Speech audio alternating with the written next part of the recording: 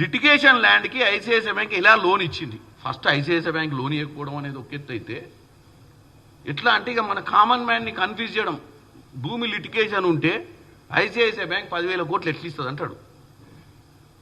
సరే ఫస్టే ఇప్పుడు ఈ ప్రెస్ మీట్లో, నా ప్రెస్ మీట్లో నేను ముందే చెప్పిన ఐసిఐసిఐ బ్యాంక్ లోన్ ఇలా బాండ్స్ ఇచ్చారు, బాండ్స్ ఇచ్చిన వాళ్ళు టీఎస్ఐసి ఉన్నటువంటి ప్రస్తుత పరిస్థితిని చూసి ఇచ్చారని చెప్పిన.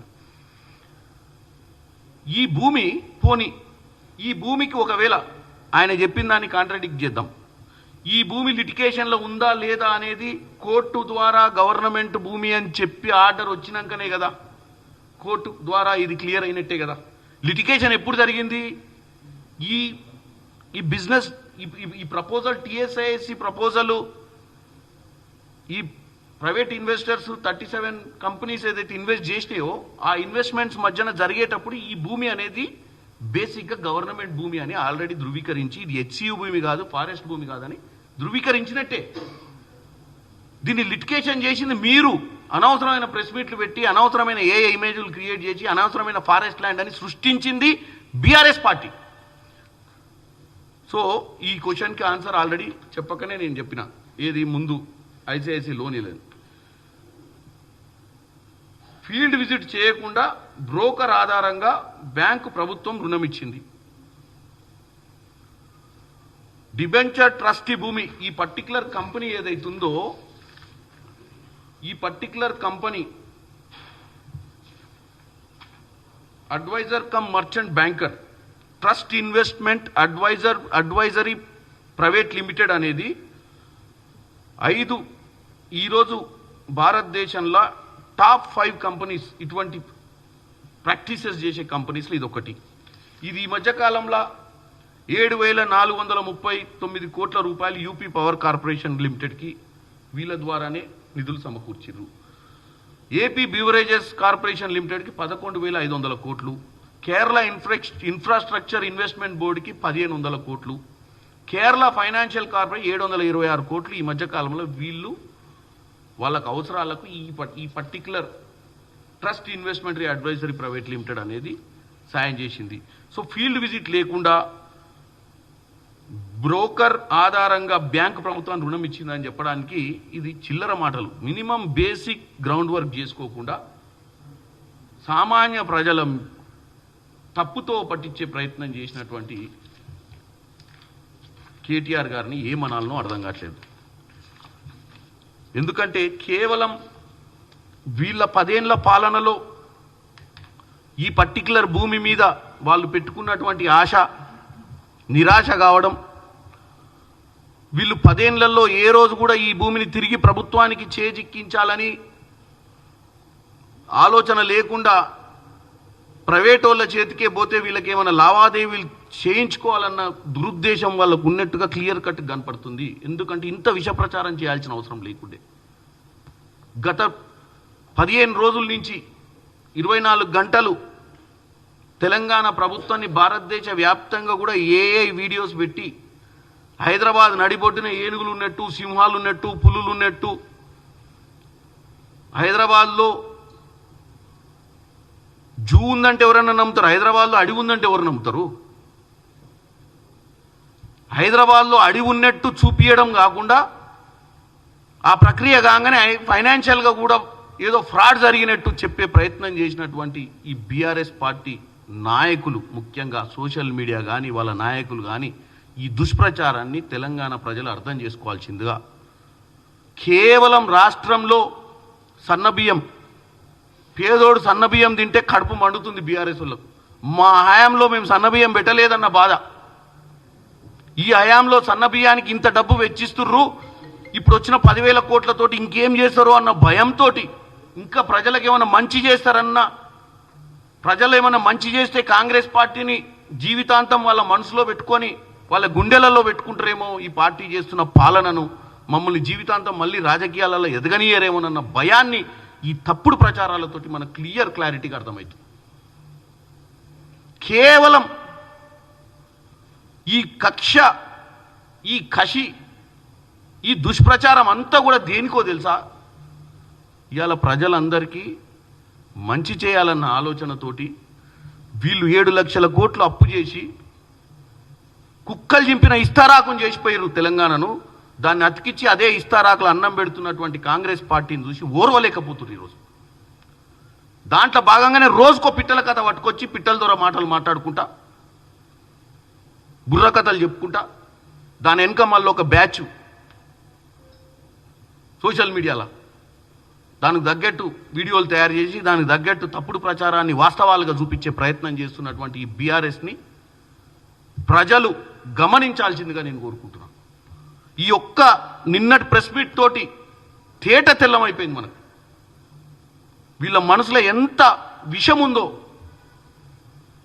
వీళ్ళు ఏంది ఈ తెలంగాణలో ఇంటిగ్రేటెడ్ స్కూళ్ళు పెట్టొద్దు, వాళ్ళ నాయన చెప్పిండు కేజీ టు పీజీ ఉచిత విద్య పెడతా, తెలంగాణ వస్తే నిధులు నియామకాల నినాదంతో ప్రతి పేదోనికి చదివిస్తా అన్నది ఇవాళ రేవంత్ రెడ్డి గారు 200 కోట్లు పెట్టి ప్రతి నియోజకవర్గంలో ఇంటిగ్రేటెడ్ స్కూల్ పెడుతుండు, సన్నబియ్యం తినిపిస్తుండు.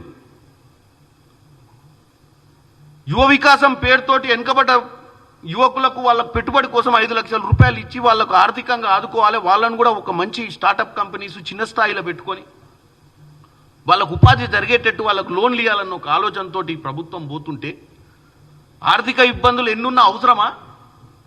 2 విషయాలు చెప్తాండి. రేవంత్ రెడ్డి గారికి 400 ఎకరాల భూమి వీళ్ళ మాదిరిగానే దాన్ని పట్టించుకోకుండా 10 ఏళ్ళు ఆ భూమిని అట్లనే వదిలేసి ఆ ప్రైవేట్ ఓన్కి వచ్చేటట్టు చేసి ఆ ప్రైవేట్ ఓన్ తోటి వీళ్ళ మాదిరిగా సెటిల్మెంట్ మేము అధికారంలో కొంచెం చేసుకొని ఉంటే వీళ్ళకు తీట దిగేది.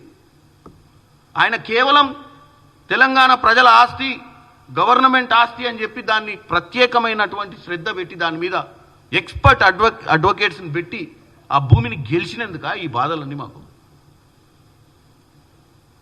వాళ్ళ మాదిరిగా 10 ఏళ్ళు నిమ్మకు నీరెత్తినట్టు దోసుకోవడంలో బిజీ ఊరు తప్ప ఏ రోజు కూడా గిన్ని పథకాలు తెచ్చిన దాఖలాలు లేవు. ప్రతిరోజు ఇవాళ పొద్దున చూడండి ఏదో ఒకటి చేస్తుంది గవర్నమెంట్, రేపు పొద్దున చూడండి ఏదో చేస్తున్నాం మేము. మా దగ్గర ఆర్థిక ఇబ్బందులు ఉంది వాస్తవం, కానీ కమిట్మెంట్ ఉంది. ఆ కమిట్మెంట్ తోటి ముందుకు పోతుంటే ఎంత దారుణం అండి ఇది. ప్రజలైతే అట్లీస్ట్ మమ్మల్ని గెలిపించి మాకు ప్రజాపాలన చెయ్యాలి అన్న ధైర్యాన్ని ఇచ్చినటువంటి ప్రజలు మమ్మల్ని నమ్మాలని కోరుకుంటున్నాం. మాకు ఎవ్వరు కితాబియాల్సిన అవసరం లేదు. మాకు ఏ సోషల్ మీడియాలలో కానీ మాకు మంచి పేరు రావాలి, ఈ ఫాల్స్ అలిగేషన్స్ ఇవన్నీ కూడా మాకు భయం లేదు. మా భయం అంతా తెలంగాణ ప్రజలు వాళ్ళ మనసులో వీళ్ళు నాటే విష బీజాలను మేము తుడిచేయాలన్న ఆలోచనలోనే ఉన్నాం తప్ప మాకు మిగతా ఎవరిని పట్టించుకునేది లేదు. బీఆర్ఎస్ వాళ్ళు ఏడ్చినా బీజేపీ వాళ్ళు ఏడ్చినా నాకేం వచ్చేది లేదు, మాకు వచ్చేది లేదు, ఒరిగేది లేదు. మా బాధ అంతా మమ్మల్ని నమ్మి గెలిపించినటువంటి ప్రజలను తప్పుతో పట్టియొద్దన్న ఉద్దేశంతో ప్రతిరోజు మేము వాళ్ళు మాట్లాడే ప్రతిదానికి సమాధానం చెప్పాల్సి వస్తుంది. ఈ కాగితాలన్నీ తీసుకొచ్చి మీ ముందుకు రావాల్సి వస్తుంది. ఇదే సరిపోయింది మాకు. ఒక పక్కన పథకాలు చేసుకుంటూ పోతున్నాం, ఇంకొక పక్కన వీళ్ళ విష ప్రచారాన్ని తిప్పికొట్టే ప్రయత్నం చేయాల్సి వస్తుంది. ఇవాళ ఎమ్మెల్యేలు అందరూ ఊర్లల్లో ఐకేపీ సెంటర్లు ఓపెన్ చేయిస్తారు, ధాన్యం కొనుగోళ్లల్లో బిజీ ఊర్రు, సన్నబియ్యము పంచుతుంటే ఎక్కడ సన్నబియ్యం పంచిరో ఆ ఇళ్లలో పోయి సన్నబియ్యం తిని వాస్తవంగా వాళ్ళు సంతోషంగా ఉర్రా అని తెలుసుకునే ప్రయత్నం చేస్తున్నారు ఎమ్మెల్యేలు, గ్రామస్థాయిల నాయకులందరూ కూడా. మరి ఏం పని చేయాలి మేము? ఇటు మంచి పని చేయాలన్నా రోజు వీళ్ళు వేసేటువంటి చెత్తను దుడుచుకుంటూ పోవాలన్నా అర్థం కావట్లేదు. ఒక మంచి పథకాన్ని లాంచ్ చేసి ఆ పథకం మీద వివరణ ఇవ్వకముందే దాంట్లో తప్పుడు ప్రచారం చేసుకుంటూ ప్రభుత్వాన్ని దుయ్యబట్టడానికి వీళ్ళు 24 గంటలు వస్తారు. కాబట్టి ఈ దొంగల మూట, ఈ పిట్టల మూట, ఈ పిట్టల దొర మాటలు ఇక నుంచి తెలంగాణ సమాజం ఈ రోజు నుంచి వీళ్ళు పెట్టే ప్రెస్ మీట్లను ఏ దాన్ని కూడా మీరు సీరియస్ తీసుకోవద్దని చెప్తున్నా. వాళ్ళు పెట్టే ప్రెస్ మీట్లను మీరు ఎంటర్టైన్మెంట్ కింద చూడండి. వాళ్ళు చెప్పే అన్ని సినిమాల కనుక ముందు వస్తుందిగా, ఇంట్లో కల్పిత పాత్రలు మాత్రమే, ఈ పాత్రలు ఎవరికి సంబంధించినవి కాబట్టి మీరు దీన్ని సినిమా మాదిరిగానే చూడాలి, దీంట్లో మీరు ఏది కూడా సీరియస్ తీసుకోవద్దని చెప్పి ఫస్ట్ టైటిల్ వేయించాల్సిన అవసరం ఉంది వీళ్ళ ప్రెస్ మీట్లకు. ఎందుకంటే అంత కల్పితమే. ఐసిఐసిఐ బ్యాంక్ లోన్ కల్పితమే, ఆర్బీఐకి తెలియదనడం కల్పితమే. మళ్ళీ ఈ దొరవారు మళ్ళీ జనాన్ని నమ్మినకి ఈయన ఇమీడియట్గా రాస్తాడట ఉత్తరాలు. ఎవరికి? సిబిఐ, సివిసి, ప్రధానమంత్రి, ఫైనాన్స్ మినిస్టర్ రాయినాయన రాస్తే వాళ్ళకు కూడా తెలుస్తుంది ఈ రాష్ట్రంలో ఒకడు ఉండని మంచి తెలివికల్లోడు, ఇంత తెలివికల్లోడు ఎట్ట బతుకుతుండనే ఆలోచన వాళ్ళకు వస్తుంది.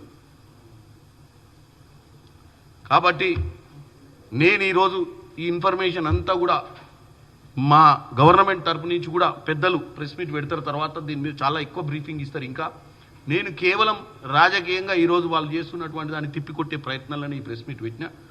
రాజకీయమే కాదు, ఒక మంచి అపోజిషన్ పార్టీగా వాళ్ళని ఉండమని ప్రతిసారి చెప్తున్నాం. ఒక కన్స్ట్రక్టివ్ అపోజిషన్ ఉండండి, తప్పు లేదు. మేము ఏదన్నా పథకాలల్లో ఎక్కడన్నా తప్పిదాలుండి ప్రజలు ఇబ్బంది పడితే ప్రజల తరపున మీరు వచ్చి ఆ పథకాలల్లో జరుగుతున్నటువంటి అవకతవకలు కానీ ఆ పథకాలు ఇంకా బ్రహ్మాండంగా చేయడానికి ఇవ్వాల్సినటువంటి సలహాలు చెప్తే తీసుకోవడానికి మేము ఎప్పుడూ నిర్మోహటం పడము, ఆహ్వానిస్తాం మిమ్మల్ని. ఎందుకంటే మనందరం కూడా ప్రజలచే ఎన్నుకోబడి ఇక్కడ కూర్చున్న వాళ్ళం. నిన్నటిదాకా మీరు అధికారంలో, ఇలా మేము అధికారంలో, మళ్ళీ ప్రజలు ఎవరిని నిర్ణయిస్తారో మన చేతిలో లేదు. మాకు ఇచ్చిన 5 సంవత్సరాల అధికారంలో మీరు కూడా బాధ్యతగా ఉండి చేస్తున్నటువంటి పథకాలను గ్రౌండ్లకు మీరు కూడా వెళ్ళి సన్న బియ్యం మీరు కూడా తినండి. ఆ ఇళ్లలో పోయి మిమ్మల్ని ఎవరు వద్దంటలేరు. ఆ బియ్యం మనవే, ప్రభుత్వం ఇచ్చింది, మా ఇంట్లోకి వెళ్ళి ఇయ్యలే ప్రభుత్వం. మీరు కూడా ప్రభుత్వంలో చేస్తున్న పథకాలు వాస్తవంగా కింద పోయి ఐకేపీ సెంటర్లు మీరు కూడా పోండి. ఐకేపీ సెంటర్లో ధాన్యం కొనుగోలు సరిగ్గా జరుగుతుందా లేదా తెలుసుకోండి. తెలుసుకొని వచ్చి ప్రభుత్వానికి వినతి పత్రాలు ఇవ్వండి. ఇక్కడిక్కడ తప్పిదాలు జరుగుతున్నాయి, వీటిని కరెక్ట్ చేయమని చెప్పడంలో ప్రతిపక్ష పాత్ర ఉండాలి తప్ప ఈ దరిద్ర ప్రచారాలు ఏందండి. దయచేసి ఇటు తెలంగాణ ప్రజలకు ఇటు ప్రతిపక్షాలకు ఒకటే విన్నపించుకుంటున్నాను, ఇక నుంచైనా కన్స్ట్రక్టివ్ లైన్లకు రండి. ఇక నుంచైనా పద్ధతి ప్రకారం మాట్లాడండి. ఆచి తూచి ప్రజలను మనం బాధ్యత గలవాళ్ళం. మనం మాట్లాడినప్పుడు ఒక సమాచారం మాట్లాడే ముందు 10 సార్లు ఆలోచించుకొని మాట్లాడాల్సిన అవసరం ఉంటుంది. కేటీఆర్ గారు ఇష్టానుసారంగా ప్రెస్ మీట్లు పెట్టి తెలిసి తెలియంది చెప్పి గొప్పగా మీ అంతలో మీరే భుజాలు దరుచుకొని చాలా గొప్పగా ప్రియాల ఏకపాత్రాభినయం చేసినా అని చెప్పి ఇంటికి పోయి పండుకోవడం కాదు. ఏం మాట్లాడుతున్నాం, సమాజానికి ఏం ఇన్ఫర్మేషన్ ఇస్తున్నాం అంటే మేము వచ్చి మళ్ళీ ఎవరు మాట్లాడరన్న ధైర్యమా మీకు?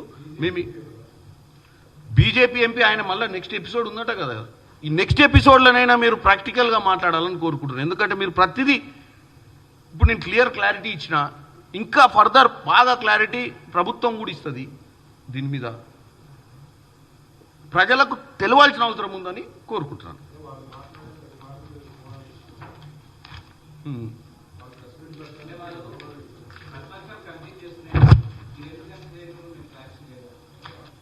మేము కన్ఫ్యూజ్, ప్రతిపక్షాలను కాదు ప్రజల్ని కన్ఫ్యూజ్ చేస్తారని మీరు కొద్దిగా. ప్రతిపక్షాలను కాదు, మమ్మల్ని కన్ఫ్యూజ్ చేస్తలేరు. మమ్మల్ని కన్ఫ్యూజ్ చేస్తే వాళ్ళు కన్ఫ్యూజ్ చేస్తే మేము కన్ఫ్యూజ్ కానని ఇందాకనే చెప్పిన. వాళ్ళెవరు మాకు వాళ్ళు క్లీన్ చిట్ ఇచ్చేటోడు కాదు, వాడు మాకు సర్టిఫికేట్ ఇస్తే మేము బతికేటోళ్ళం కాదు. మాకు సర్టిఫికేట్ ఇచ్చేది ప్రజలు. వాళ్ళు ప్రజల్ని కన్ఫ్యూజ్ చేస్తుర్రు. మా సర్టిఫికేషన్ని ఇప్పుడు మా ప్రజాపాలనను ఈరోజు గెలిపించుకున్నటువంటి ప్రజల్ని